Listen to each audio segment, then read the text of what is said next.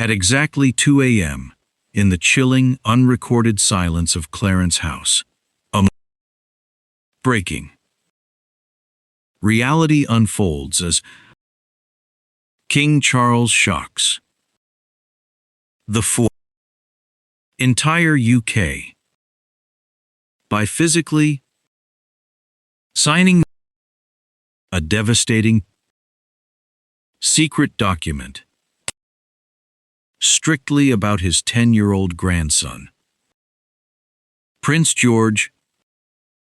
The aging monarch, burdened by the crushing weight of the crown and a grandfather's agonizing love, dragged his heavy gold pen across the archaic parchment, executing a ruthless legal maneuver not seen in 300 years to strip away parental rights. He desperately wanted to keep his grieving family together.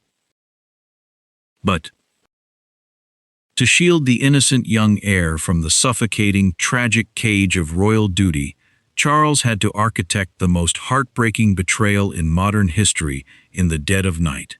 Why is King Charles legally fracturing his own son's heart within the pages of this secret document? And what terrifying future is he desperately protecting Prince George from that will ultimately shatter the entire UK? The moment this hidden ink sees the light of day, the grand clock in the shadowed hallway of Clarence House chimed exactly 2 a.m. It was a crisp, eerily quiet autumn night, the kind of heavy silence that usually precedes a devastating earthquake. The sprawling royal estate, draped in priceless tapestries and guarded by elite security outside, felt less like a palace and more like a gilded prison. Inside his private, dimly lit study, surrounded by centuries of inherited wealth and Renaissance oil paintings, King Charles sat alone at the edge of his mahogany desk. Standing exactly 3 paces away was Arthur Penhaligon, the king's most senior and discreet constitutional advisor. Dressed in a bespoke Savile Row suit that cost more than most citizens earned in a year, Arthur tightly clutched a black velvet folder against his chest. Just 48 hours prior, Arthur had noticed Prince William's unusually hollow eyes after Sunday service. In a fleeting, unguarded moment, Arthur had watched William forcefully grip his father's arm, whispering frantically, "I won't let history repeat itself. I won't let him be a prisoner to this." That fleeting, desperate look now made terrifying sense. Despite the bitter chill in the room, Arthur's palms were slick with sweat. "Are you absolutely certain, Your Majesty?" Arthur asked, his voice trembling just enough to fracture the suffocating silence. "Once the ink dries, the Constitution is irreversibly altered. There is no going back from this." Charles didn't look up. The heavy gold signet ring on his pinky finger glinted under the antique chandelier. He was the most powerful monarch in the world, commanding billions in sovereign assets. Yet in this moment, he was utterly powerless against the shadows of his own past. A brief, haunting memory of his late ex-wife, relentlessly chased by cameras until her tragic end, flickered in his mind. It was the exact same tragedy William had just threatened to walk away from to save his own family. The deep lines on Charles's face seemed carved by the sheer weight of 1,000 years of history. Slowly, deliberate and cold, he reached for his heavy golden fountain pen. He didn't sign the parchment with Charles R., the standard mark for state business. Instead, Arthur watched in muted horror as the king's trembling hand traced an archaic, centuries-old formulation, a signature invoked only when a reigning monarch is preparing to override the direct line of succession. "May God forgive me, Arthur," Charles whispered hoarsely, the scratch of the gold nib echoing like a gunshot in the vast room. "Because my son never will." Arthur's stomach plummeted. The rising dread wasn't just because of the signature. It was the name printed in bold, unyielding black ink at the very top of the parchment. Prince George Alexander Louis of Wales. Why was the king drafting an irreversible, secret legal execution of rights regarding a 10-year-old boy in the dead of night? Before the ink could even dry, a heavy, rhythmic knock echoed through the towering oak doors of the study. The Prime Minister stepped into the room, having bypassed the ravenous London paparazzi via the highly classified, reinforced subterranean tunnels beneath the palace. He adjusted his immaculate tailored coat, stepping cautiously onto a priceless 16th-century Persian rug, as if walking directly into a minefield. Arthur silently handed over the black velvet folder. As the Prime Minister's eyes scanned the archaic parchment, the color violently drained from his face. To understand his absolute terror, one had to know the agonizing secret that had fractured the family 24 hours earlier.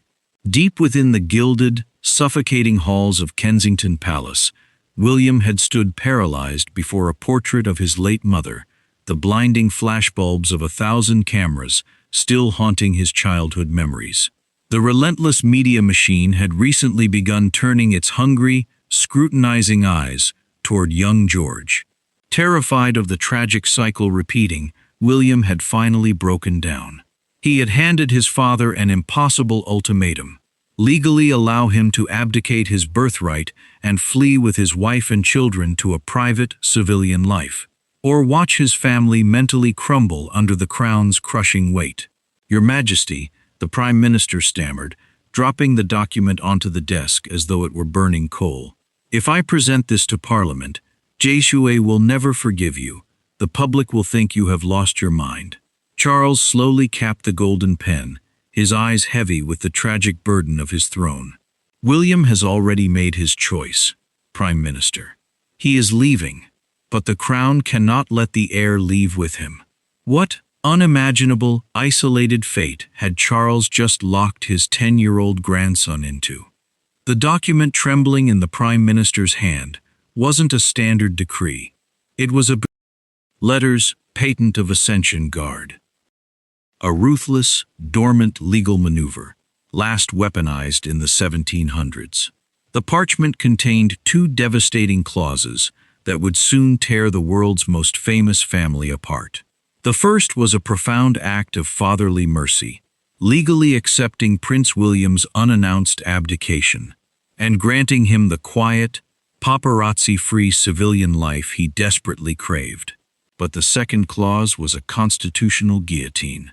A sudden, agonizing memory flashed behind the king's tired eyes. The bright afternoon William had stood on the hospital steps, holding a newborn George, fiercely whispering a promise to always protect his son from the vicious royal machine. Charles was now legally dismantling that very promise. Because a minor cannot rule a kingdom, nor can an heir remain in the custody of a father who has officially severed his royal bloodline, the second clause invoked the terrifying absolute right of the sovereign's guardianship. "You are permanently stripping the Prince and Princess of Wales of their own child?" The Prime Minister gasped, his voice cracking under the sheer gravity of the words. If King Charles were to pass away before George turned 18, William and Kate would instantly lose all legal and physical custody of the future king. "The boy cannot be raised as a civilian if he is to bear the weight of the crown," Charles replied, his stoic voice masking a completely shattered heart. The ancient document demanded a regent. It required a fiercely loyal, unyielding guardian, mandated to raise George behind the fortified, cold stone walls of Windsor Castle, entirely isolated from his parents' new life. And the name Charles had written wasn't Queen Camilla. It wasn't Prince Edward. Who had the king secretly chosen to replace a mother's warm love with the cold, unforgiving steel of the monarchy? The Prime Minister stared at the final, bolded name at the bottom of the parchment. The designated regent was not a soft, nurturing figure. It was Her Royal Highness, Princess Anne. A vivid, silent memory anchored Charles' devastating decision.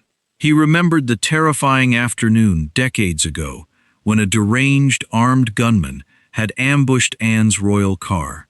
While the rest of the establishment panicked, Anne had famously refused to step out, staring down the barrel of a loaded gun with absolute ice-cold defiance. She was the immovable iron pillar of the Windsor bloodline. If anyone possessed the ruthless strength to mold a frightened boy into a king behind fortified walls, shielding him from the ravenous media machine that had consumed Princess Diana, it was his sister. You are forcing a loving father to choose between his hard-won freedom and his firstborn son, the Prime Minister whispered, his hands trembling as he slid the irreversible decree back into the black velvet folder. No, Charles replied softly, turning his weary, tear-brimmed gaze toward the dark window overlooking the mall. I am giving my son the exact freedom he begged for, and I am ensuring my grandson has an impenetrable, ironclad shield around him. Anne will protect the boy. William will be free to protect his wife. Arthur stepped forward, wordlessly pouring hot, crimson wax onto the folded parchment. The king pressed the heavy sovereign seal into the melting wax with absolute finality. It wasn't an act of malice. It was an act of tragic, ruthless love. To save a 1,000-year-old institution, King Charles had just legally engineered the inevitable fracturing of his own family. The secret was now locked away in a steel box, ticking like a silent time bomb in the dark, waiting for the inevitable day the king took his final breath.